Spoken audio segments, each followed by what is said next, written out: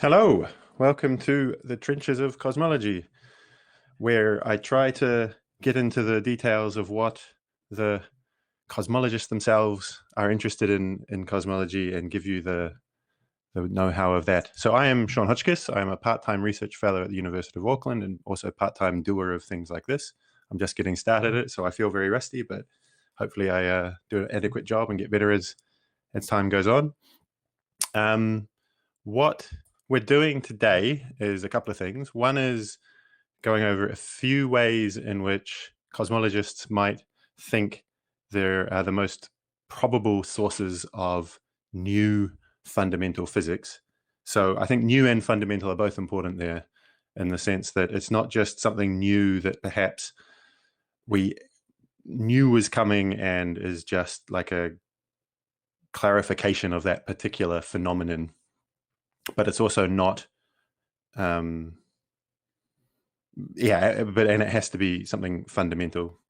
So the things we'll cover, hopefully if we have time, are neutrino masses, which we know exist, but we don't know the actual masses. So that's sort of partially on the border of my definition of new. We do know they're there, but we don't know the actual mass. So I think measuring the actual mass counts as something new. And then the next possible source of new physics would be small scale problems in the Lambda CDM model. So once you get to the scale of kind of a galaxy and smaller, there are things that don't work super well in the Lambda CDM model. Unfortunately, it also is at that point where the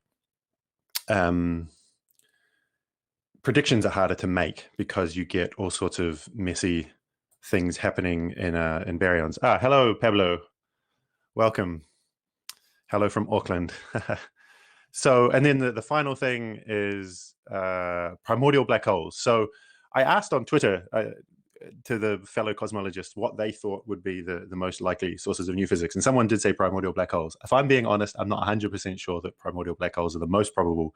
They're one of the more interesting ones. I mean, if we've discovered primordial black holes, it would be absolutely amazing and groundbreaking. So I will talk about primordial black holes a little bit, and why they might be believable as a source of new physics and why they might be not so believable. Just while we get started, though, hello, Wiggy Giggy. While we get started, what I'm going to do is for maybe 10 or 20 minutes, just as people drift in, I will go over and this is something that I'll try to do regularly in the streams while people are coming in, so that people don't miss out on the actual meat of the stream. I'll go over some of the most popular papers. So if I do this correctly, I think you will now see, but you don't see me anymore. Okay, I'll just add me as well. Hello, Bo. Cool. Okay, so that's what I wanted to do. Now, this is a website that astrophysicists use to run their journal clubs. Not all of them, but some astrophysicists. And if you have a journal club and you want to talk about a paper, you can click vote. So you can see that this particular paper has 35 votes. This one has 26 votes. So what I'll try and do sometimes, I don't know. I think there's intelligent life here, Wiggy. You can vote on this and then your journal club can talk about it. So what I'll use this for in my streams is just a way to sort of tell you guys what it is that cosmologists are talking about. So I've tried as much as possible to filter this so it's only showing cosmology. It's showing cosmology and extragalactic physics, which means that there is some stuff in here that I'm not an expert on, so I'll have to skip over that stuff. But yeah, so last time I did a stream, I did the last, I think, year most popular. Now I'll do last month, and then I think we'll be caught up, and we'll from then onwards be doing last week. So the highest voted thing over the last month, something that anyone who is following cosmology at all will not be surprised by, is the H0 Olympics. So it's something about H0. For those of you who haven't been following cosmology religiously, this H0 problem is the fact that the local measurement, the most kind of accurate one of how fast the universe is expanding, is giving a value that's something of the order of, say, 72, 73. Cool, thanks, Paul. And the predicted value from Lambda CDM and measurements of the early universe is, I think off the top of my head, it's sort of like 67-ish.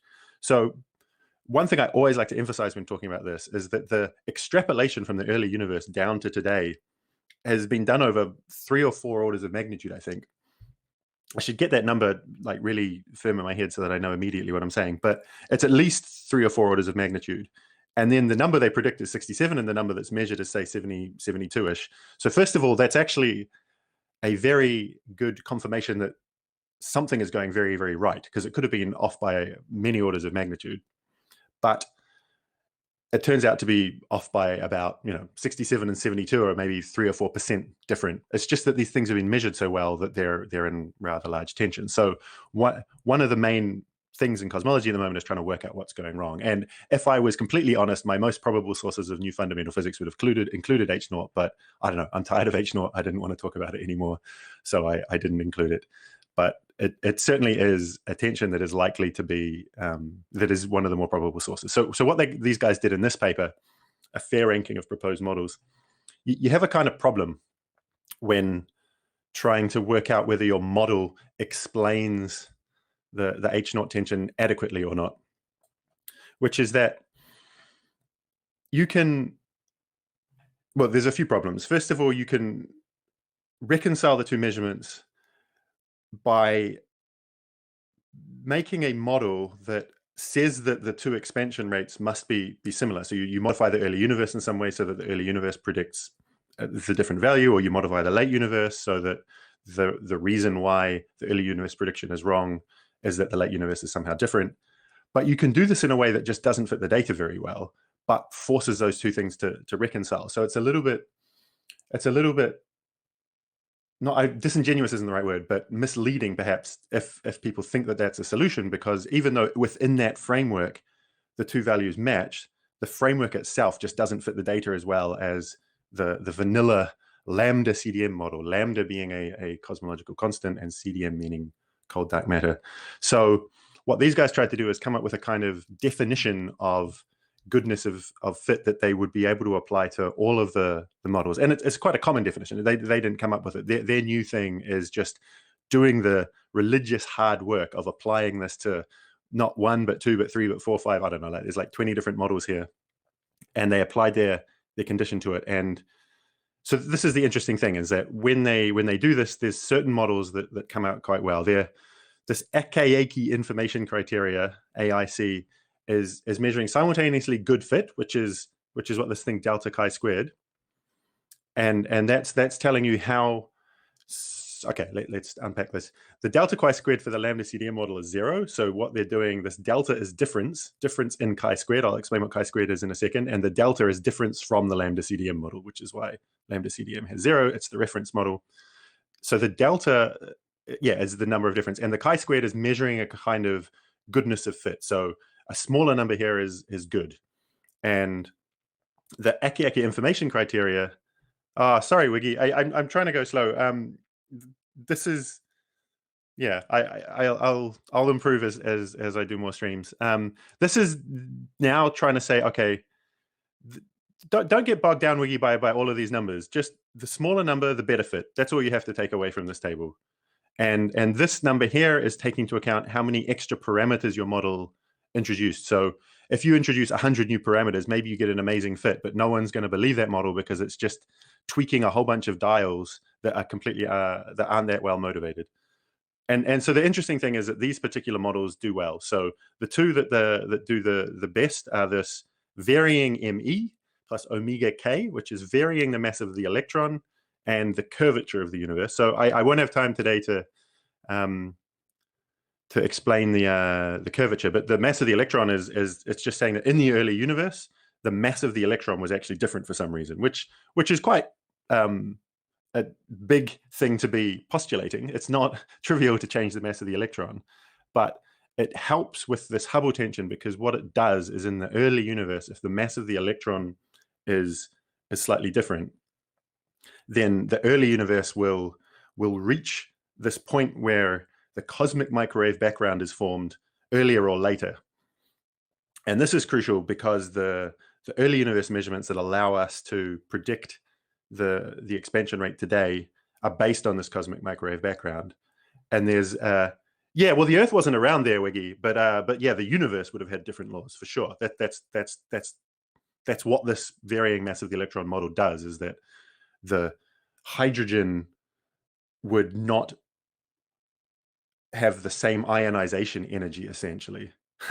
Yeah, sorry, Bo, I'm not Deanna. I don't actually have a CMP map ready to show you. Maybe that's my my flaw as a streamer. I need to get my signature image, but I can't just copy Deanna's one. Yeah, so hydrogen would be different, Wiggy, and then this cosmic microwave background forms when the universe goes from being ionized, so the protons and electrons are not bound to each other, and the universe is opaque because light electromagnetic radiation interacts with the electrons. And then when it cools enough, that becomes neutral and the light travels. So varying the mass of the electron would vary the time at which that happened. And therefore our inferences about certain distances that stuff must have traveled before the CMB formed changes a little bit. Therefore our prediction for how old the universe is changes a little bit. And therefore the expansion rate prediction is different. Yeah, there would be magnetic fields all over the place back then because you had moving charges. And then early dark energy is sort of almost exactly the same kind of principle. You have some dark energy, which is a thing that would push the universe apart slightly faster, manifesting itself in this early universe. It would then have to go away because it doesn't exist until now, and it would be probably completely different forms of dark energy. But it would also change this early universe expansion rate. So these are the two ones with the smallest numbers here. So that's their conclusion, that those two models are sort of the ones that are doing the best. They're not doing perfectly, but they're doing the best.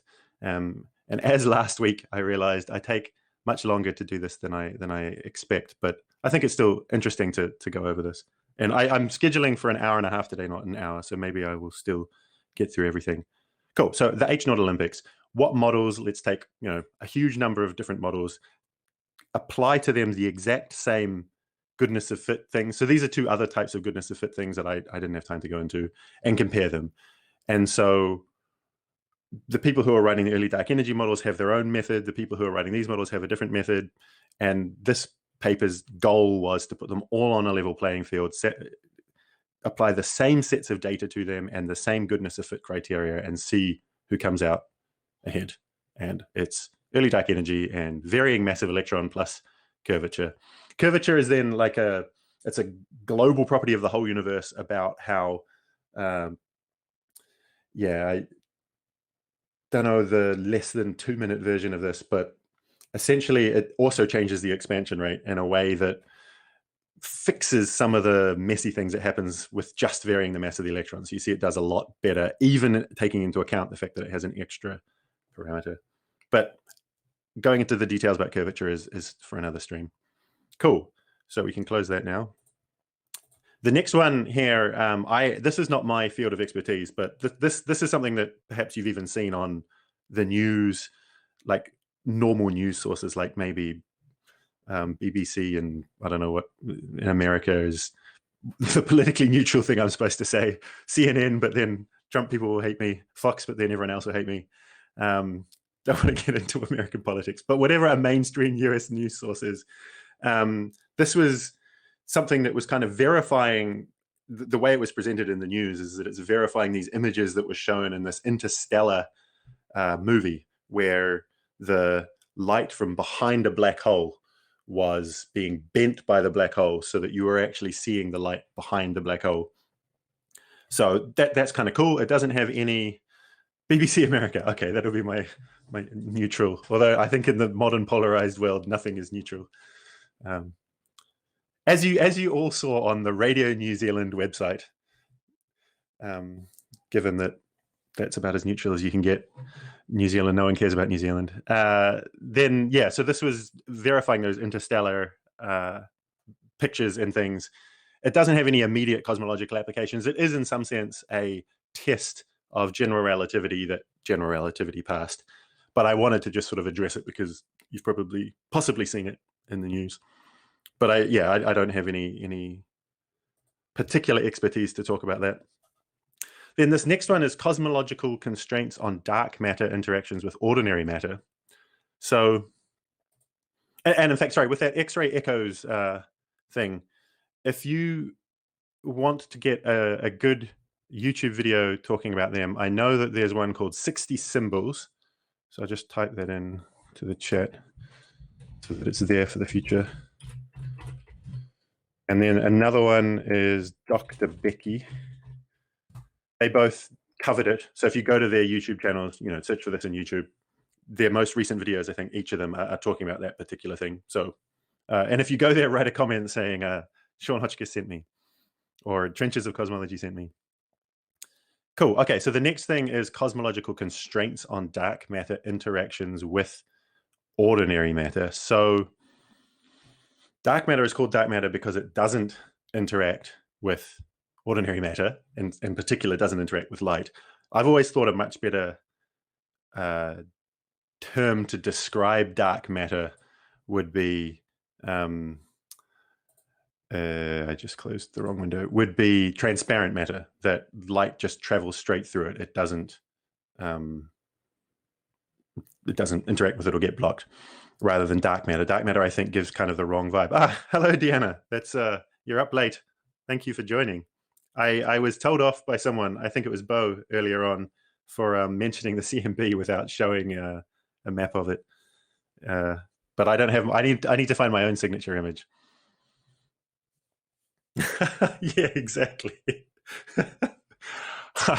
Someone said CMB, so Deanna got summoned. Right, I've lost my train of thought. Yeah, so cosmological constraints on dark matter. Dark matter is itself not interacting with ordinary matter freely, but there might be some very, very weak residual interaction.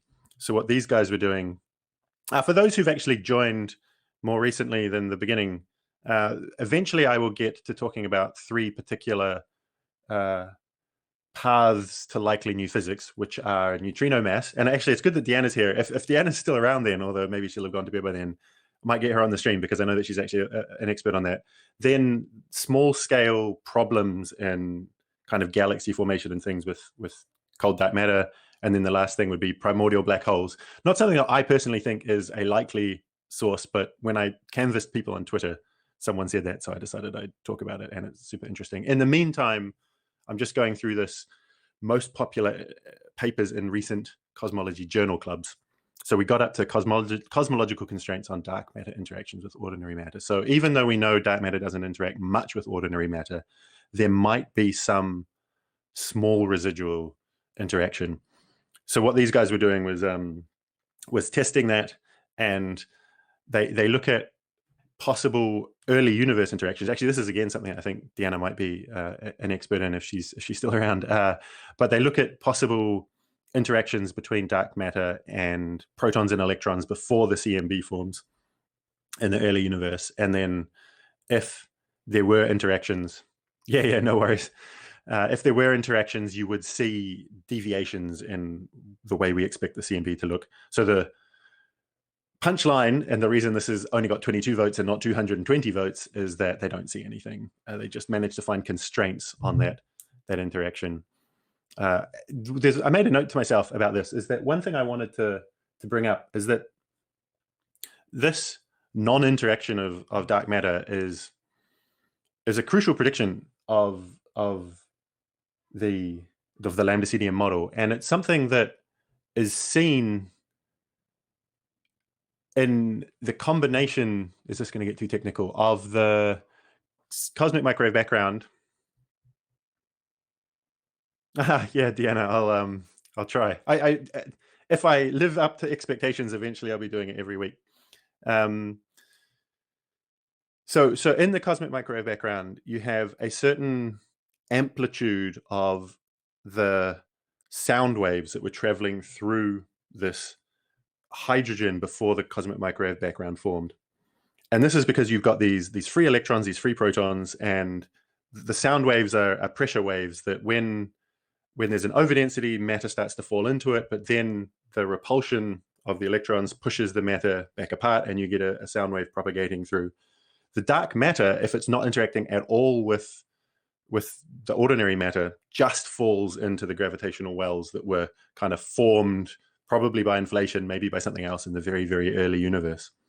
Now, if you have some alternative model for generating these acoustic oscillations in the CMB, the particular pattern that you see when you plot out how big how much fluctuation in temperature there is on certain different distance scales. If you don't have dark matter, then what you'll see is that those amplitudes should be exactly the same when you measure, say, the matter power spectrum. Okay. I'm sorry for that, Deanna, but hopefully you still find something interesting to say about it. You would see the same level of fluctuations in the power spectrum in the correlation function. If you don't know what a correlation function is, I gave a kind of description of it in the last stream, and if you go to the YouTube channel of this, you'll see that it is just a short, I think, 2-minute video. But what you do see is in the matter correlation function a much, much smaller bump. Now, the reason for this is that the matter power spectrum is dominated by dark matter, and the dark matter didn't have these sound waves. So the small bump you see is due to the very small amount of non-dark matter in the universe. The reason why when the CMB was forming, the peaks are much, much larger is that the universe then was not completely dominated by matter. There was also all of this electromagnetic radiation around. And because that was interacting with the electrons, it also had the temperature changes, the temperature fluctuations that they were causing by the sound waves. So this is something that was actually, I hadn't fully realized and internalized until I think this year, which is that no matter how hard you try to modify physics to do away with dark matter in the early universe and get the right CMB, you're going to run into huge trouble because you're going to be predicting fluctuations in the density and temperature of the universe that should still be there later on. And when we measure later on, we only see very small amplitudes of these fluctuations, which means there must have been something dominating the universe that wasn't interacting with these sound waves. So I think that's a very, very, very non-trivial prediction of dark matter that has been seen, and I think basically means that in the early universe there was dark matter, and any model that tries to explain the whole universe has to have something that looks and acts exactly like dark matter in the early universe. But yeah, okay, it could be that it has very, very weak interactions with ordinary matter, and these guys looked and didn't see any. So Deanna, you say you have a paper coming in a few weeks. Do you also see no evidence for interactions, or will your paper have 220 votes instead of 22? Can't comment. Okay, well, let's have a shared stream in a couple of weeks, and you can comment then. Okay, so I'll speed up a little bit for the rest of these ones. The next one that I actually have any expertise on is this one. So comparing the tip of the red giant branch distance scales. So this is again this Hubble constant thing that the measured expansion rate and predicted expansion rate are slightly different. The kind of most popular local measurement is one made with supernovae and Cepheids. So if people who watched the stream last week remember, the key to measuring the expansion rate of the universe is getting distances right. Measuring the actual speed of something is quite easy just by measuring its redshift, which is just a normal Doppler shift that it's moving away. So the light it emits has had a Doppler shift. Its frequency has been changed a little bit.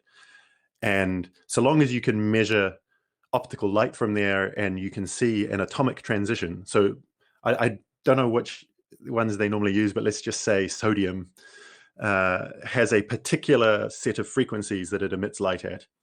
And we know that what that absolute frequency is. So we can see where that shows up in the light being emitted by a galaxy and say, oh, it must be receding at this exact speed because that's where the various spectroscopic lines have been moved to. So measuring the velocity is actually relatively easy. Once you've seen enough light, you can measure it. Then measuring distances is a lot more difficult because you don't know whether something is dimmer just because it's further away or because it is intrinsically dimmer. So you need some sort of standardizable ruler or candle to be able to tell that distance. So the Cepheids do this because there's a relationship between a periodic pulse of brightening and dimming and the brightness. And so you can tell the intrinsic brightness by the period of the pulse. There's another method here called the tip of the red giant branch. So this kind of works by having a population of red giant stars, say, in a galaxy.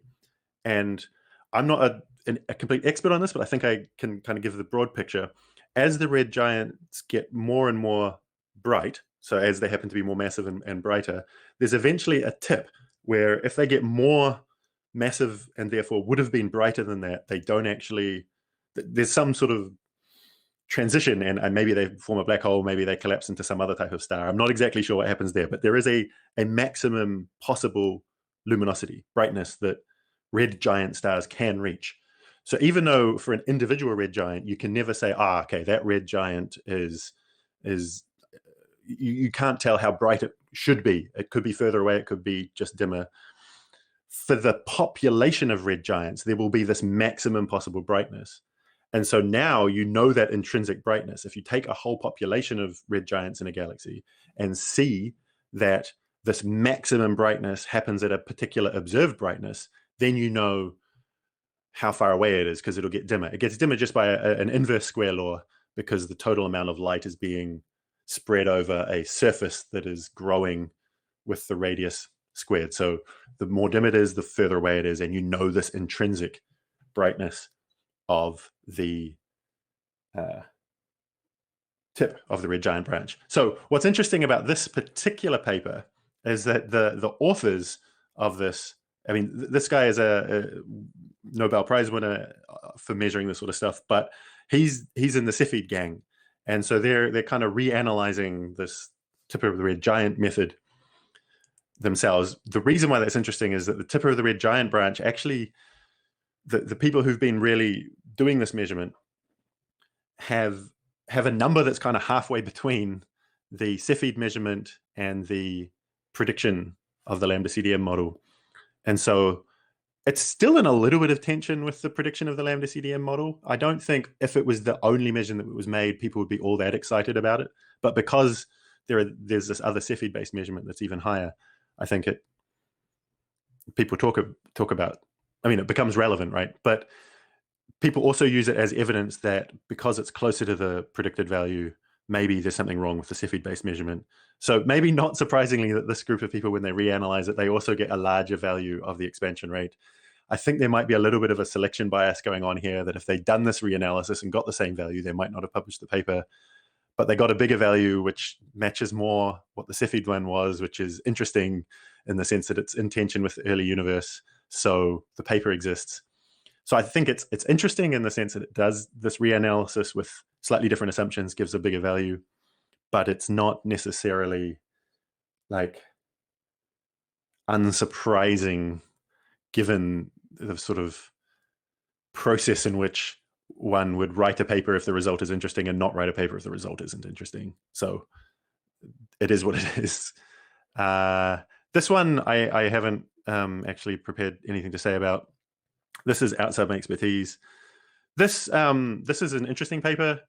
I hopefully will have a technical cosmology talk about this sometime soon, and then we'll be able to give a more detailed description. So those who were here last week will remember that I said that every second week I put out a technical talk where I interview the authors of a paper. So I've actually invited these guys because I found this paper sufficiently interesting.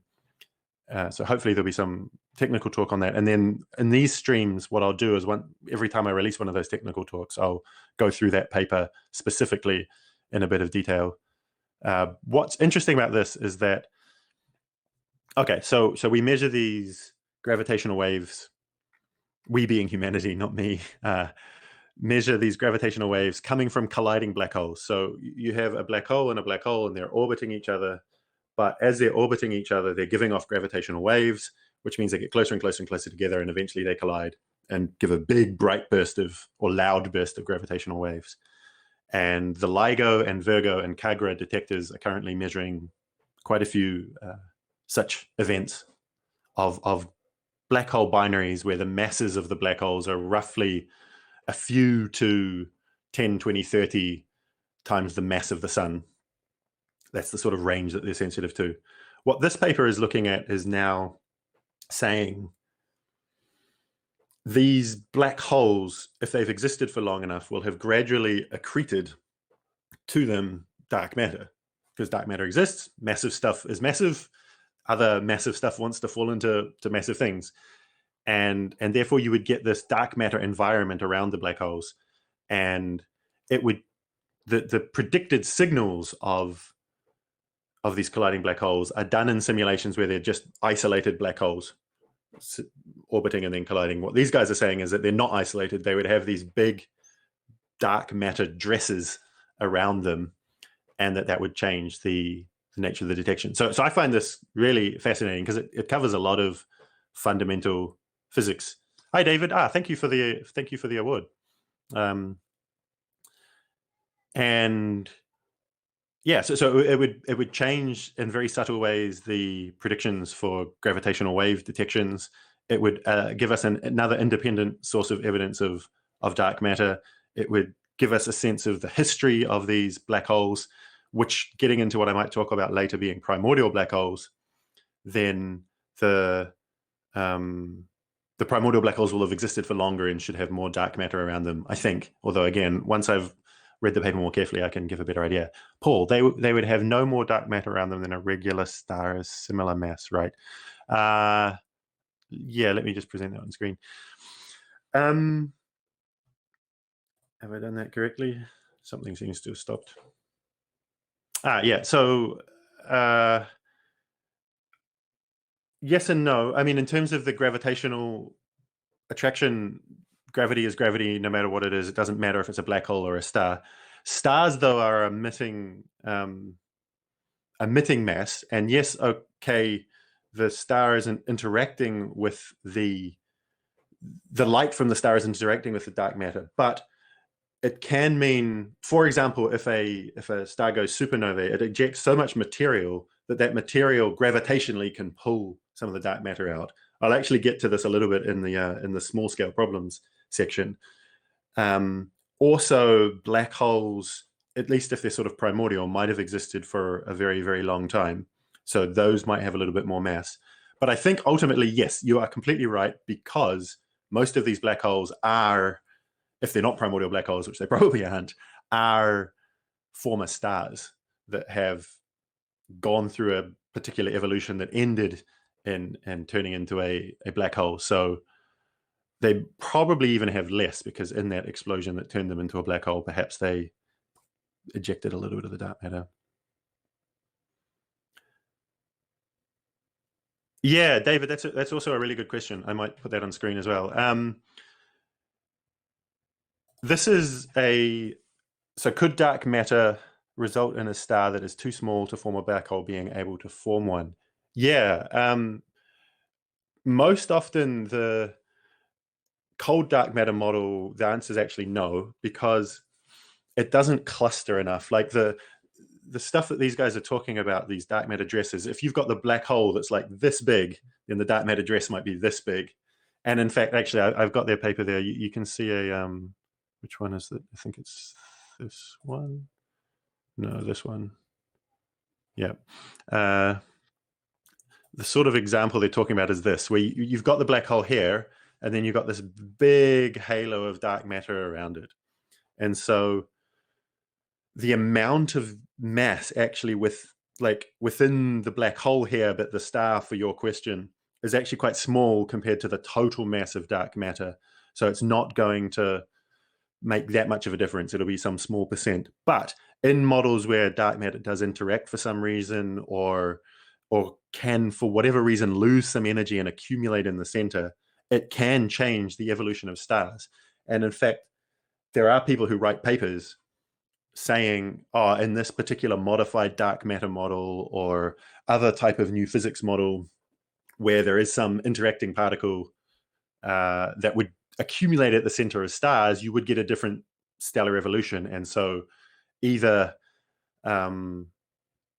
okay, because we don't observe that, we have constraints on this particular modified model, or in some situations where there's this concept of a mass gap, for example, where astrophysically maybe certain black holes shouldn't be able to form.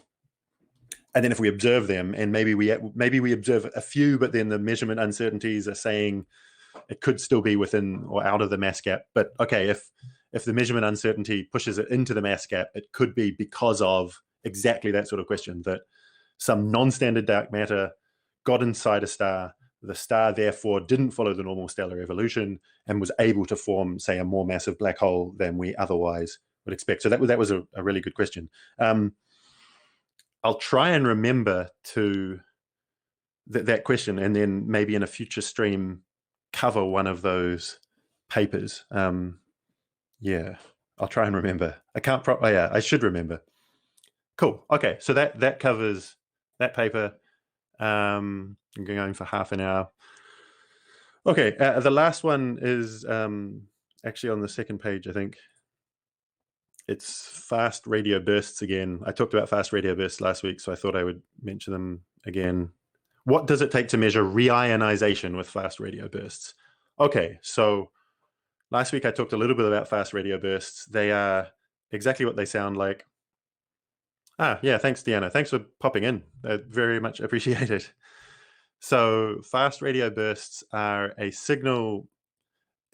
People aren't 100% sure where they're coming from, but whatever they are, their observational signature is exactly what it sounds like, a fast burst of radio radiation. So they don't last very long.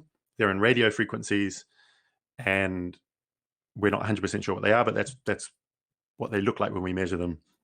So I talked last week about how they're useful for measuring the expansion rate of the universe. And again, with this expansion rate problem, distances are the problem here. And the reason fast radio bursts allow you to measure a distance is that as the radio light travels from some distant galaxy to us, it interacts with the electrons, the free electrons in the universe. There's like 6 FRBs both where we know what galaxy they're from, but I think in terms of actual measured FRBs, there's of order 100. There might even be more than 6 that we know where they're from now, because this CHIME survey recently did a very good measurement of a lot of them. Yeah. So where was I going with this? Right. So the light from the radio burst interacts with free electrons, and that disperses it, because different radio frequencies will interact more or less with the free electrons, and therefore the burst gets spread out, with, I think, the higher frequencies arriving first and the lower frequencies arriving later. So by measuring this time delay between the high frequencies and the low frequencies, you're able to know sort of how far it's traveled.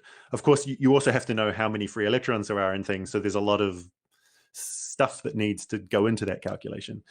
What this paper is talking about is a thing called reionization, which is this concept related to the formation of those free electrons. So if you remember me talking about the cosmic microwave background, hopefully not summoning Deanna back, hopefully she can have a nice sleep.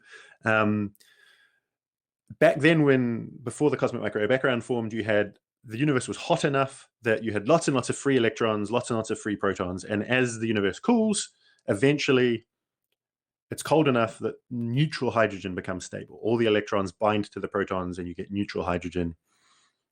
It might change when this happens, if the mass of the electron changes, as we talked about earlier, but it'll happen at some point, and then the cosmic microwave background gets formed. From that point onwards, the universe is neutral. All the hydrogen is bound. All the protons have an electron binding to them. Eventually, those stars start to form. And when stars form, they emit very powerful radiation again. And all of this sort of free hydrogen floating around in the universe is getting bombarded with this light from stars. And eventually, the electrons get knocked off it again. And that's happened. And now we live in a universe where there is very, very little neutral hydrogen floating around, because all of the electrons have been knocked out by light from stars. But that happened at some particular point, and when it happened is actually really important for certain cosmological observations, in particular our observations of the CMB, because it changes. Once you've got free electrons, little bits of the CMB can start interacting with those electrons again and change it. So when this happens is really important. Now, people who've been paying a lot of attention might have started to think, from what Sean's told me about fast radio bursts and what he's just told me about reionization, I think I can see why they're useful. So if you can get fast radio bursts coming from galaxies that are far enough away that when the radio burst was emitted, the universe was still neutral, and then later on it got reionized, and then the burst started getting dispersed, you can start to plot, like I measured this fast radio burst at this redshift, this one at this redshift, this one at this redshift, this one at this redshift, and see exactly when this dispersion starts. And from that, you would then be able to measure when this reionization happens. So that's what they're talking about. It hasn't been done because we, as I think it was it Bo a little while ago, pointed out, there's 6 fast radio bursts that we know where the galaxies are from, and these redshifts are not large enough. Redshift meaning Doppler shift, meaning a proxy for distance and age of the universe. Yes, David, it does mean there are lots of free protons out there, the ones that lost their electrons. But because I might be about to say something slightly wrong here, but I think the reason why it's the electrons that are important is that because they've got a much lighter mass, their inertia is smaller and they're more able to interact, or their interaction with light, whether it be radio or cosmic microwave background, is the more dominant interaction. But maybe that's another thing that I should look up and make sure I get the right I'm saying the right thing. But yeah, so to your question, yes, there are just as many protons. To my speculation that the electrons are more important, I'm not so sure. Cool. Okay, we can move on to the meat now. Yeah, I'm gonna have to work better on my timing, I think, but never mind. Okay, so now the most probable sources of new fundamental physics. So I'm not talking about H0 here, because even though H0 probably is one of the most probable sources of new fundamental physics, I'm tired of H0, and I can't remember how many of these particular more recent papers were about H0, but yeah, I just want to make that observation before we get started that it does belong here. I still wouldn't put a bigger than 50% probability if I was having to gamble on whether this H0 tension, this measurement of the expansion rate versus prediction of the expansion rate, actually is new fundamental physics, or is some very, very subtle effect that we're missing in one of the two measurements. But it's, yeah, it is what it is. There's a reason why all of the most popular papers are on H0. It's because it, despite now almost probably a decade of work trying to find out why it's discrepant, no one's worked it out.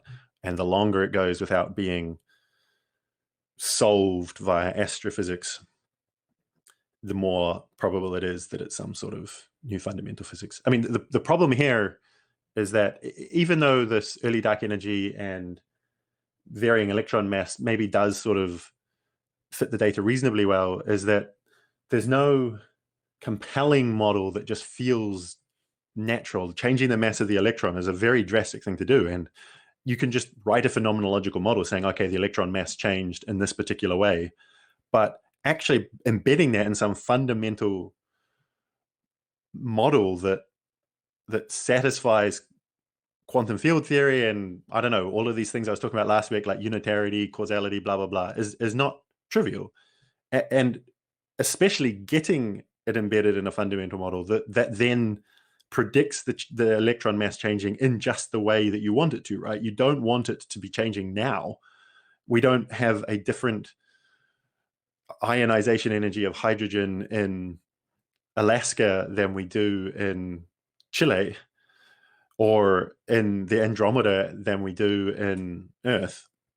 So it, for some reason, needs to be changing in the early universe and then not changing now. These aren't trivial things to like get in a believable model. They are relatively trivial things to just say, oh, okay, what if in my equations that are describing how the early universe changes, instead of just having the mass of the electron, I have some variable function. Hey, what will happen? That can be done, but then yeah, it's whether that's a believable thing or not. So the downside of H0, I said I wasn't going to talk about H0, and here I am 5 minutes later still talking about H0. The downside is that it's very difficult to kind of, with fundamental physics, explain what is happening here. Okay, so let's start with neutrino masses. And I don't need the background anymore, so hopefully that makes me full screen. Cool. Hello, everyone. I can minimize this as well. So neutrino masses. We know neutrinos have mass because of non-cosmological measurements. We know they have mass because of particle physics measurements and a particular phenomenon called neutrino oscillations. Now, I didn't get enough time in preparing for this to fully internalize the understanding of neutrino oscillations well enough to explain why that definitely means that they have mass. But if there was no mass, there would be no neutrino oscillations. What a neutrino oscillation is that when a neutrino... So what is a neutrino? Okay, let's start with what is a neutrino. A neutrino is a particle that interacts with particles in the standard model like electrons and muons and tauons. Muons and tauons being exactly like electrons but slightly more massive. And yeah, it interacts with them very, very, very weakly. In fact, they interact via a thing called the weak force. And in the original standard model, as written down in the 1960s, standard model of particle physics, they didn't need to have mass. They hadn't yet been observed to have mass. But yeah, these neutrino oscillations that have now been measured. Yeah, David. Yeah, if they're massive, they will travel below light speed, and if they are massless, they will go at light speed.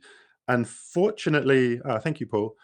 Unfortunately, we haven't been able to measure their mass using that technique, mostly because they're so light and they travel with so much energy that they travel at so close to light speed that we just can't tell the difference. There was this opera experiment from, I don't know, maybe 6 years ago now, 7 years ago, that thought they were measuring neutrinos traveling faster than the speed of light. I think this opera experiment should be taught as an example of how science works in high schools, because as soon as they announced this, they were just sort of saying, we don't know what's going on. It seems that our neutrinos are traveling faster than the speed of light. They were an experiment that were measuring neutrinos traveling from the Large Hadron Collider in CERN in Switzerland. So when a collision of lots of protons happens, or it might have even been heavy ions, lots of neutrinos just are created and travel along a beam, essentially. Because if you have all of your heavy ions or protons or something coming in and then they hit this thing here, then because all the momentum was in this direction, all the neutrinos that are formed have momentum going in that direction. So if you then build a lab, and I think it was somewhere in northern Italy, that's along that path, you can tell you're going to get lots and lots of neutrinos. And the way to detect neutrinos is just to put a whole bunch of material, whether it's water or a noble gas or something like that, that won't be giving off many signals, but then if heaps and heaps and heaps of neutrinos go through, even though they're so weakly interacting that most of them just travel straight through your detector, some of them will collide with your detector. So you had this opera experiment that was measuring neutrinos traveling from CERN to this lab in northern Italy. And it seemed like they were getting there faster than light would get there. So they sort of said, well, we don't know what's going on. This is what happened. And immediately lots of people were kind of trying to say how it could be new fundamental physics or what they could have done wrong. And no one immediately said, oh, okay, wow, you've measured this, therefore it's true. It was more like, well, let's try and understand it. And rather embarrassingly, it ended up being a cable that wasn't plugged in correctly. And that cable was meaning there was like a so many nanoseconds delay in some signal. And then, of course, that would make it sound like it was traveling slower than the speed of light, but there was some way that then the signal was being corrected for, like over the whole of their analysis, but it should have only been corrected for because of this, faulty cable. So it should have only been corrected in a tiny piece of the analysis, but because no one assumed it was a faulty cable, it was being corrected over the whole analysis. So like they were assuming things were arriving slightly before they were actually arriving. But yeah, because neutrinos have so much energy, they essentially travel at the speed of light. In fact, even neutrinos that have come from distant supernovae that we've measured even though that distance is so large that you would think a small difference between the speed of light and the speed of the neutrinos would be detectable, it isn't. In fact, I'm getting completely off topic. I don't think I'm going to finish all of these things today, so I have to start again tomorrow. But I think I'd rather just dwell than race, if that makes sense. Colliding neutron stars also give off a whole bunch of neutrinos, and the best evidence that neutrinos don't travel faster than the speed of light comes, I think, from that. And this is also a evidence that, am I saying something correct here? I'm not sure that that's correct. I was getting, there's still an interesting story about colliding neutron stars, that the gravitational waves don't travel faster than the speed of light, because we see, for the one colliding neutron star event that we have measured gravitationally and seen optically, the signals arrived at the same time. But that I think is independent to neutrinos. Or is Bo, but I need to go somewhere at 10:30. But thanks for the warm comment. He said, "Take your time. We're not going anywhere." Sorry, I'm repeating some of these things because I'm also streaming to YouTube. I don't know if anyone's watching on YouTube, but if they are, they can't see your comments.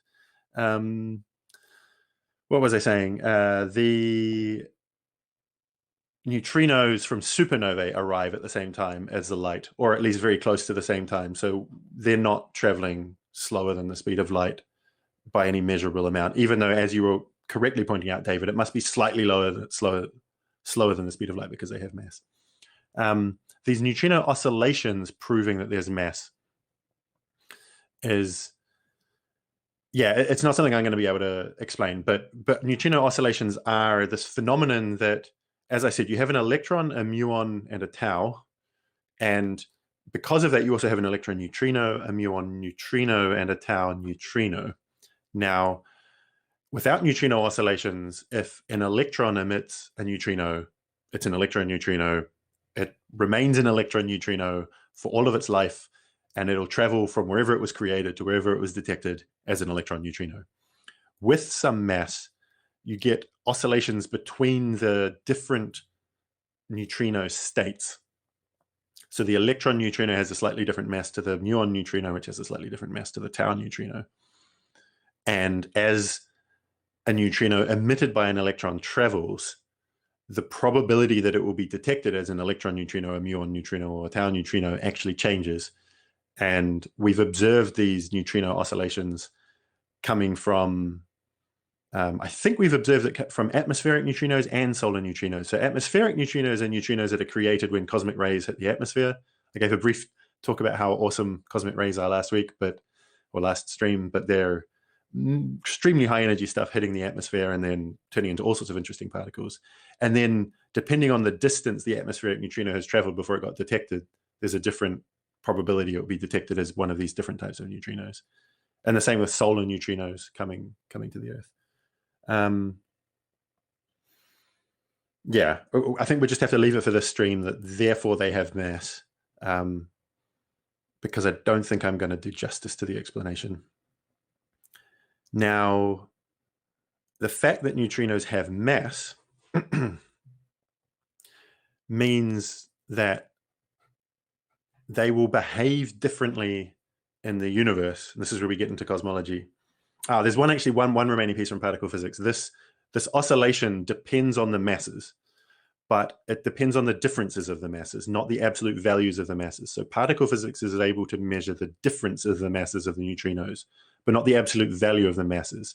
So what this means is that particle physics can tell us a minimum mass, which is essentially the minimum difference of the mass. So if one of the neutrinos had zero mass, and the minimum difference in mass is some value, then the sum of the masses of the neutrinos must be at least that value, because you could have two with zero mass and then one with this mass. And that's all they can do. They can't say that they're 0, 0 in that mass or a slightly higher mass. And this mass turns out to be 0.06 electron volts.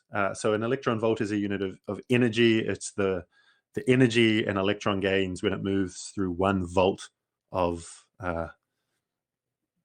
potential. And I don't think it matters too much for this discussion how much or how little an electron volt is, but it's the unit that will be used, and when cosmology constrains the sum of the masses, because that's what cosmology is sensitive to, it gets constrained in that same unit. But the 0.06 is the crucial thing. That's how minimum mass of the sum of the masses of neutrinos, and then cosmology is now putting an upper bound, and that upper bound will get down, down, down, down, down, and eventually crosses this 0.06 in the future with good enough measurements, and then either something is just fundamentally wrong with particle physics or cosmology because the minimum electron mass is bigger than the sum of the, sorry, not electron, the minimum neutrino mass is bigger than the sum of the neutrino masses, which is obviously a nonsensical statement. So either the sum is wrong or the minimum is wrong. But what's more likely to happen is as the cosmology bound gets lower, it will prove that the sum of the neutrino masses is some small value bigger than 0.06.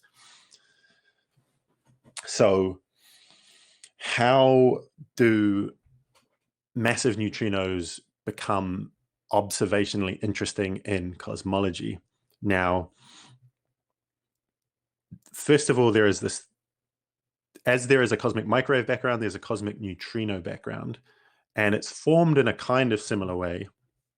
So the cosmic microwave background forms when neutral hydrogen becomes the thing in the universe. When it cools enough that hydrogen can form, it spits out all this light, and that light is there and doesn't really interact much until we detect it. Interacts a little once reionization happens, which I mentioned earlier in the stream. Neutrinos, the cosmic neutrino background is formed earlier when quarks and things form protons. When the universe goes from having enough energy that neutrinos are constantly being created, because just like electrons interact with, no, what am I saying? Yeah, forget my comment of quarks. In the early universe, when the universe cools enough that there isn't enough energy to be constantly creating new neutrinos, then the cosmic neutrino background is formed.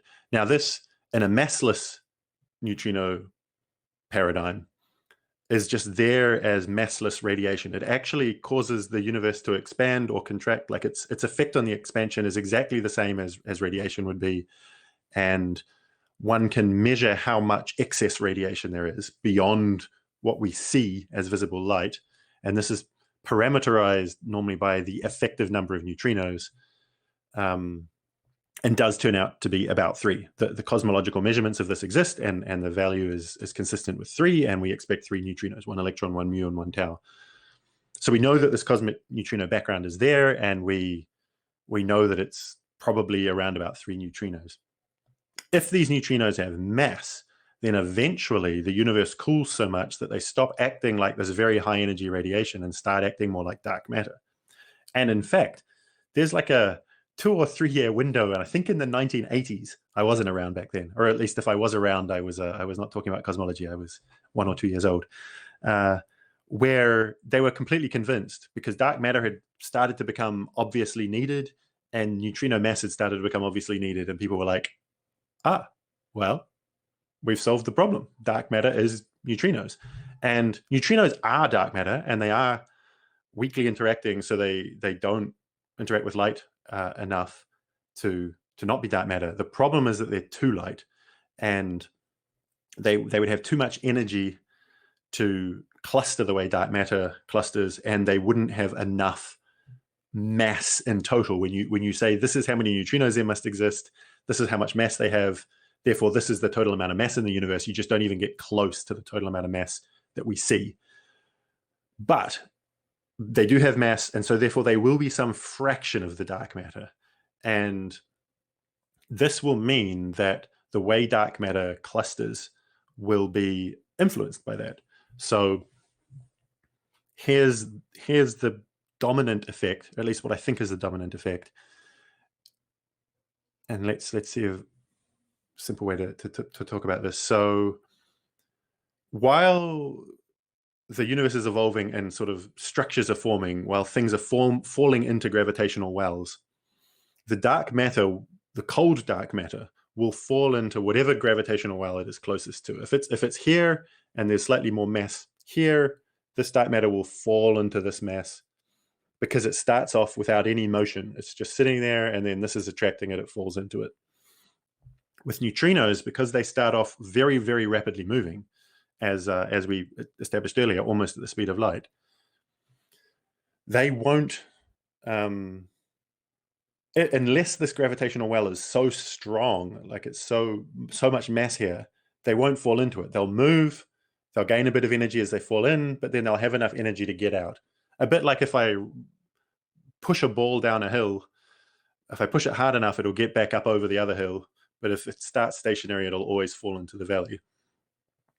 So what this means is that neutrinos will aid clustering on very large distance scales, because the total amount of mass inside a well this big is much bigger than the total amount of mass inside a well this big.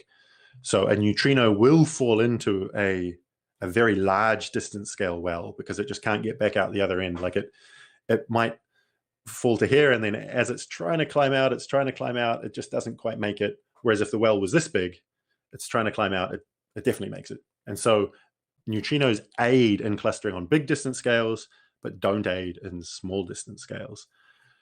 And that means that if you say, give neutrinos some mass, but keep the total amount of dark matter consistent, then you actually are saying there's slightly less of the other types of dark matter, the cold dark matter. And so therefore, what you see, coming back to one of these correlation functions, if you don't know what a correlation function is, I recommend checking out the YouTube channel, where there will be me talking about correlation functions for a few minutes. But a correlation function is telling you about how things cluster on certain distances. So what you might already be able to kind of predict here is that if you have neutrinos with mass, then the small distance scale correlation function is decreased, and the large distance scale one is increased. So you would see that as evidence of of neutrino mass, that more clustering on large scales, less clustering on small scales. Both, yes, they would gain speed falling into the well and lose speed climbing out of it. But again, because they're so light, the speed. Well, no. Hold on. Let me make sure I'm saying the correct thing. For neutrinos being created in supernovae and neutron star collisions and things, they're traveling very, very fast. But for these cosmic neutrinos, they're not traveling that fast. So yes, exactly what you said is correct. As they fall into the well, they'll gain a bit of speed, and as they climb out, they would be losing speed. So I think that answers the question. And then if they don't have escape velocity, they'll just get pulled in if the well is big enough. Yeah. So this is telling you that neutrinos are boosting the growth of big distance scale structures and suppressing the growth of small ones. And that would be the way one would detect neutrino masses. So in future experiments that are measuring the locations of galaxies on the sky and how much they've been lensed, this will be an observation that will be seen. Also, the cosmic microwave background is itself being lensed by local structures. As the light from the cosmic microwave background travels to little Earth here, if there's a galaxy here in the way, then the light gets lensed. And this is actually something that is one of the leading sources of information coming from the cosmic microwave background now, is how much it's getting lensed. So it also is sensitive to this effect. And there will be future better cosmic microwave background measurements. And this is something that projections of how well this effect will be measured say that the sum of the neutrino masses will be measured to a few sigma accuracy, so that the probability distribution will be narrower than 0.06 electron volts. So in other words, we should be able to see either that the sum of the neutrino masses is bigger than 0.06, or, as I said earlier, something really wacky is going wrong. I mean, it would be like the Hubble tension again. If the sum of the neutrino masses is less than the minimum mass, then some form of modification of cosmology or particle physics is necessary. There would have to be some reason why the neutrino oscillation, depending on the differences in masses, is going wrong, or there would have to be some reason why these effects expected from the masses of neutrinos are just not being seen. which would be unlikely. Yes. Cool. So I did have a paper that I was going to show with that, but I realized I closed all the papers. So I'll make sure not to make that rookie mistake in future streams. So that's neutrino masses. We know neutrinos have mass because of this neutrino oscillation. We have a minimum mass because the neutrino oscillation rate depends on the differences of masses. In cosmology, massive neutrinos aid to clustering on large scales and suppress it on small scales because they just don't fall into the small scale wells, but they're part of the dark matter. And measuring galaxy surveys in the CMB will measure this effect. And although I think at the moment some of the neutrino masses is constrained to be less than, say, 0.3 electron volts or 0.2 or 0.15 or that sort of order of magnitude, whereas the minimum mass is 0.06. So sometime in the future, those two will stop being like this, and we'll move to there, and we'll know some of the neutrino masses. Okay, moving next to the small scale problems. So these are problems that happen once you get to the distance scales of individual galaxies and smaller. So this is not something that cosmology normally deals with, but because dark matter is everywhere and it is what is probably inside galaxies, giving them most of their mass, causing the orbits inside the galaxies to be at a certain speed. I mean, if you think about holding a tennis ball or a ball on the end of a piece of string and trying to rotate it around your head, if you want it to rotate faster, you have to pull harder. And it's the same with things orbiting in galaxies. If you want them to orbit faster, you need more mass. So this is the evidence. I mean, this was actually the original evidence for dark matter. It's definitely not the strongest evidence anymore, but this is the evidence that there must be dark matter inside galaxies. So we know dark matter is or there's something inside galaxies that's acting like dark matter. As I said earlier, we know there is something that is precisely like dark matter in the early universe. These small scale problems make some people wonder whether there isn't dark matter, there's something else, a modification of gravity or something. The problem with those models is you have to work out where the dark matter went. If you have this early universe that has dark matter and you're claiming that your late universe is better described by modifying gravity than by having dark matter, you have to say, well, okay, where did all the dark matter go?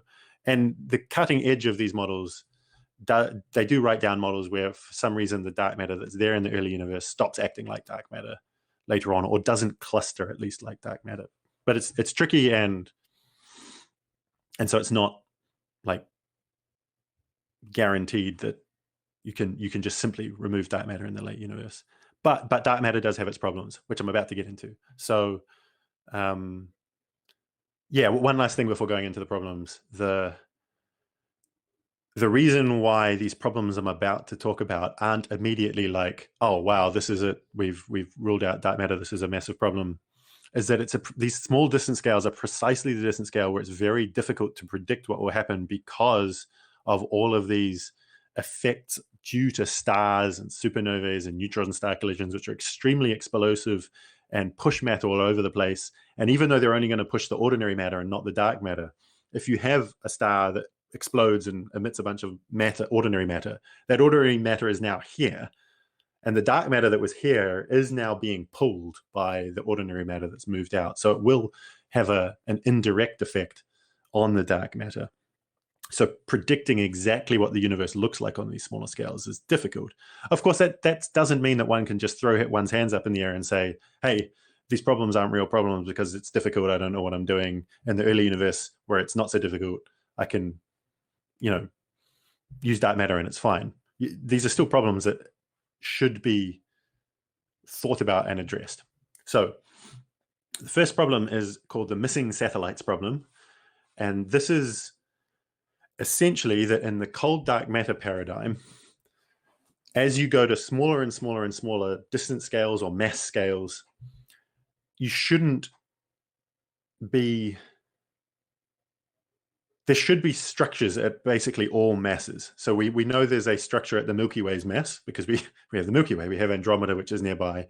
We know that there is some structure at like the Magellanic Cloud mass scale, because there's the large Magellanic Cloud, the small Magellanic Cloud, which I think are about a factor of 10 smaller in mass than the Milky Way. But the dark matter paradigm would say that there should also be structures at a slightly smaller mass and a slightly smaller mass and a slightly smaller mass, and that there's no preferred distance scale or anything, or mass scale. The reason why distance scale and mass scale here are completely related, sorry, that's something that maybe is confusing to the audience. So the Milky Way is a mass. I think it's about 10 to the power of 12 solar masses. So the mass of the sun times 10 to the power of 12. In the early universe, we have a relatively homogeneous space. So the universe is the same density almost everywhere, with very small fluctuations in the density. The regions that are slightly more dense will grow in density and grow in density and grow in density as they pull stuff in around them, and eventually collapse into an isolated object, like a blob of dark matter where eventually stars will form and you'll one day call it the Milky Way. Because everything starts off with more or less the same density, the masses of these final collapsed isolated objects actually depend on the radius, the size of the region that collapsed. So if the size started off this big, it's going to grow, it's going to pull in more stuff and then eventually collapse to a certain mass. And if it started this big, it's going to collapse into a slightly smaller mass. So this is why I keep accidentally slipping into talking about dark matter on distance scales and dark matter on mass scales as if they're the same thing, because this is what I'm meaning. I'm meaning that the mass of the Milky Way corresponds to some primordial earlier universe distance scale that collapsed. And if it had been a bigger distance scale, it would have collapsed into a more massive object. If it had been a smaller distance scale, it would have collapsed into a smaller mass object. So I'm probably going to keep making that slip, or not even slip, but just casual linking of distance scales with mass scales. And that's why. And I've forgotten what I was doing before I went on that tangent. Yes, cold dark matter should have structures on all mass scales or all distance scales. But when we observe the Milky Way, once we get below this kind of Magellanic Cloud distance scale, we start to see fewer and fewer dwarf galaxies that should exist if cold dark matter is the full paradigm, but don't. Or do exist, but not in anything like the abundance that cold dark matter would predict. So that's one problem. The next problem is that simulations of the centers of collapsed objects of cold dark matter have what's called a cusp. So if I look at the density here or here or here or here as a function of radius, it starts off at, say, this value. As I go into a smaller distance, it has a cusp. It just spikes up like that, the density. But when we make observations, we see that the density increases, increases, increases, and then kind of flattens out as a core. That the centers of these objects don't have these very, very sharp densities. They have a core. So that's another problem. The simulations of cold dark matter suggest cusps, observed cores. And then there's a final one called the too big to fail problem, which is essentially saying that there should be more. It's very similar to the missing satellites, but just on a larger mass scale. That there should be more kind of Magellanic Clouds mass objects than we're seeing. It's never been clear to me why missing satellites and too big to fail are actually called two different things, but they're just kind of different mass scales. So those are the problems. As I said earlier, they're not like immediate, oh my God, we've ruled out dark matter problems, because it's hard to predict what's happening on these scales, because just running a simulation with only dark matter isn't enough, right? Because we do know that there are stars, supernovae, neutron stars, black holes, all of these things that are forming very explosively. And so now, yeah, the missing satellite problem might be solved just within the normal Lambda CDM model, simply because there are dark matter blobs that are of this mass, perhaps, but maybe a supernova went off in one of them and spat out all the observable light, or maybe enough supernovae went on that this explosive pressure pushed all of the ordinary matter out, and now there's simply just no stars inside these dark matter blobs. Maybe they exist, but we can't see them. And we would hope to eventually see their gravitational effects due to things like lensing, but we just haven't been able to see it yet. And I guess the question is there enough of this feedback from what's called baryonic effects, but the word baryon is essentially just meaning ordinary matter in this context. In the particle physics context, baryon has a way more specific definition, and it's talking about protons and neutrons as opposed to leptons, which are the electrons and the electron neutrinos. Astrophysicists are notorious for just garbling this particle physics or chemistry terminology. So in cosmology, baryon, if you ever see a cosmologist talking about baryons, they just mean ordinary matter. I don't know why we call ordinary matter baryons. I mean, it's because, you know, protons are baryons, and that's most of the mass, right? The proton has a lot more mass than the electron. But yeah, I don't know. The electrons are sometimes responsible for some of the more interesting physics, as we saw with reionization and fast radio burst dispersions. It's the electrons doing the interesting stuff, and they're still called baryons. It's silly. The other thing, this is even worse. I don't know if you know about this, but in astrophysics, the metallicity of a galaxy is measuring essentially everything that isn't hydrogen and helium. So everything, including, I don't know, carbon or oxygen or nitrogen, is called a metal by astrophysicists. So anyway, that's a bit of a tangent, but cool. All right. So where were we? We were, yes. So that is how it might be that the normal Lambda CDM model is actually predicting that we wouldn't see these satellites because maybe they're just being evacuated of light.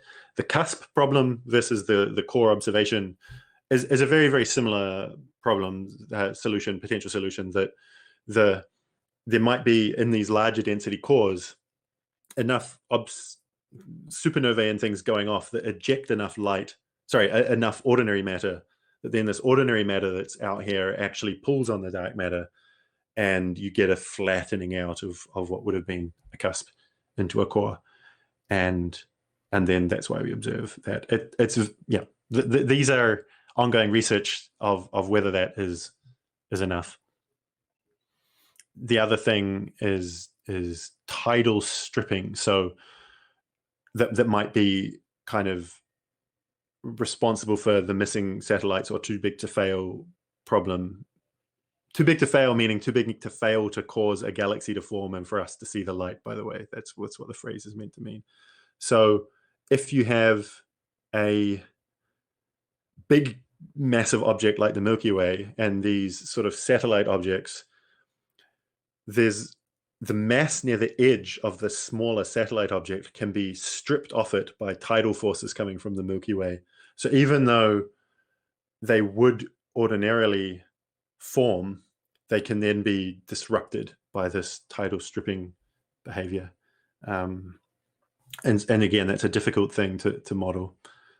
So it's unclear whether one does have a problem to solve, but there are suspicious things going on these small scales. It's easy to say that these effects could explain it, but to show conclusively that they do is a different matter. What are the more exciting possible explanations of this beyond just, it's just messy astrophysics? So warm dark matter is one. Warm dark matter would act exactly like neutrino masses, by the way. So neutrino masses are a form of warm dark matter. Warm dark matter, as opposed to cold dark matter, is just meaning it has some temperature, it has some non-zero velocity. It's traveling through the universe with some speed. Therefore, it doesn't fall into the small wells. It only falls into the big ones. Neutrino masses themselves, there's just not enough mass in neutrinos, not enough proportion of dark matter for it to solve these problems. But if there's some other component of dark matter that is also warm, like neutrinos, then exactly as I was saying earlier about how neutrinos don't fall into the small wells, the warm dark matter also wouldn't. And if you've got enough of the dark matter being warm dark matter, you start to see why a missing satellite problem is not so much of a problem, because you're just not predicting that they exist anymore, because there's so much warm dark matter that these smaller distance scale and therefore smaller mass satellites just don't form. And the cusps as well, you don't get this big spike at the center because so much warm dark matter is unable to fall into the center because it has too much thermal energy. It's traveling too fast. So if there was a subset of the dark matter that was warm dark matter, it would solve this problem. There's another very similar solution called fuzzy dark matter or ultralight dark matter or wave dark matter. It's dark matter that is so light and like much lighter than the neutrinos, lighter than anything we've ever encountered. Measured in electron volts, this would have to be, so remember I was saying that some of the neutrinos must be 0.06 electron volts. This light dark matter would have to be as light as 10 to the power of minus 21 electron volts before it becomes interesting for the effect I'm about to talk about. But those who have a very basic quantum mechanics might have heard of the de Broglie wavelength, which is this idea that matter has a wave-like quantity. Now, the de Broglie wavelength is something like an electron. It's very, very, very, very, very small, of the order of, I guess, the size of a sort of internal size of an atom, not the nucleus, but the atom itself, the sort of outskirts of the atom. But the de Broglie wavelength depends on the inverse of the mass. So a smaller mass means a bigger wavelength. Now, if you have a mass that is 10 to the minus 21 electron volts, you have a mass that has a de Broglie wavelength of the order of the sizes of these missing satellites, of the centers of these cusps of the more massive, like the Milky Way halos, density profiles. So if some proportion of the dark matter was fuzzy dark matter or wave-like dark matter or ultralight dark matter, just different names for exactly the same thing if you happen to be Googling and see these terms, then you would also solve these problems of missing satellites. Missing satellites just because the wavelength of these things is so large that they can't cluster any more on any smaller distance scales than that. They just, a wave wants to disperse, and on any smaller distance scale than the wavelength, it will disperse. Yeah, so that solves missing satellites and cusps. So the reason why these have problems is that you would also expect in the early universe, when you don't have these very, very highly dense collapsed objects, you just have these very small fluctuations in the density, that these effects would still be present. And I don't mean the very, very early universe with the CMB. I just mean the relatively recent early universe, but on the same distance scales. So observations of, the Lyman alpha forest, which I think I'm going to have to leave to another stream because we've only got another 7 minutes. I'm just going to super quickly go into it. So the Lyman alpha forest is light from, say, very distant objects like, say, a quasar, travels to us through neutral hydrogen before the reionization, and it gets absorbed by certain frequencies. Certain frequencies of light get absorbed, and as it's redshifting as it moves, the amount it's being, the frequency that's being absorbed is changing, and therefore you can kind of look at these distant objects and measure the density at very distant distances. I'm going to make a note to do a better job of explaining Lyman alpha in another stream, but essentially it's a way of measuring the density quite far away from us, further away than we can measure by just seeing how many galaxies there are or how much galaxies have been lensed. But both warm dark matter and fuzzy dark matter would predict some cutoff in the correlation function of densities that, again, as you go to smaller distance scales, you should see a drop in how much clustering there is because of these effects I was talking about, which doesn't seem to be present in these observations. So postulating them as an explanation for the small scale problems in our local environment, this missing satellites, cusp versus core, would then predict that in this earlier universe, but not so early, we're talking about the CMB, would have these cutoffs in the clustering, which isn't observed. So there's a bit of tension there if they're the explanation. The other possible explanation is modifying gravity, saying that gravity inside galactic scales isn't general relativity. It's some modification of general relativity. We've measured the effects of general relativity extremely well on solar system scales. All of the planets seem to be doing exactly what they're meant to be doing. We've measured it relatively well on the horizon of the observable universe scales. in the CMB and things. But there is this intermediate scale, like a galactic scale, where in some sense we've measured it quite well. And if you don't have dark matter, we've measured it to be wrong. If you put dark matter in, then everything fits, except for these small scale problems. So the argument would be that there is some modification of general relativity on those particular distance scales. So originally, I think the hope had been that one could do away with dark matter entirely, but then the CMB got measured more accurately. So I'm talking about originally meaning like the 80s or 90s. And now that the CMB has been measured so accurately that it, for reasons I explained earlier, just absolutely requires dark matter, now you either have to just modify gravity but keep dark matter so that the modification of gravity alters this local environment a little bit, but isn't entirely responsible for all the effects of dark matter. Or if you really do want this modification of gravity locally to explain all of the effects of dark matter, you have to explain what happened to the dark matter. Where did it go? So those are the problems that those models face. And okay, this is now 1 hour and 26 minutes, so I'll do a wrap up now, and we can end the stream, and we can save primordial black holes for another day. As I said to those who were here at the beginning, I'm not actually convinced that primordial black holes are themselves a very highly probable source of new physics.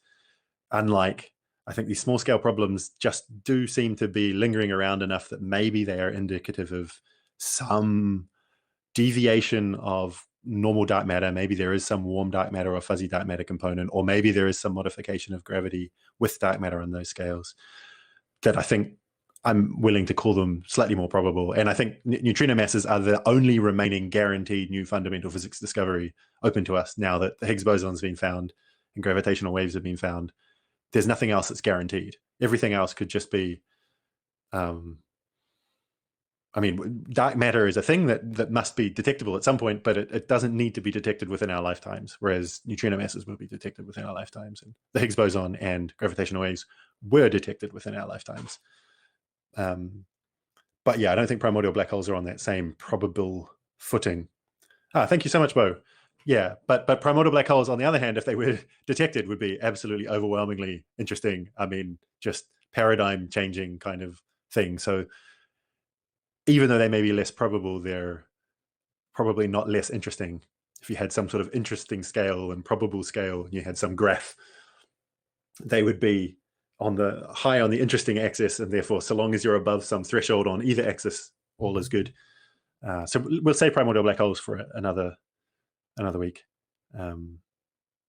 Yeah, there are reasons, like there are some cosmologists who are absolutely convinced not just that primordial black holes exist, but that they're already being detected by these gravitational wave detectors, LIGO and Virgo and Kagra, that some fraction of the black holes, the black hole binaries that they're detecting the gravitational waves from, are actually primordial black holes. So me as a human being with my own biases and preferences, I would say that it's not super probable, but they would say it is probable.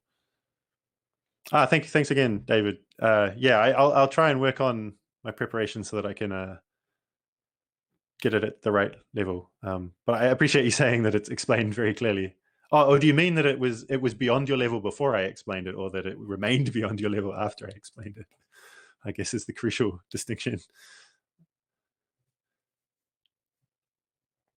Yeah, that's true, Paul. I need to, or the day after primordial black holes discovery is announced.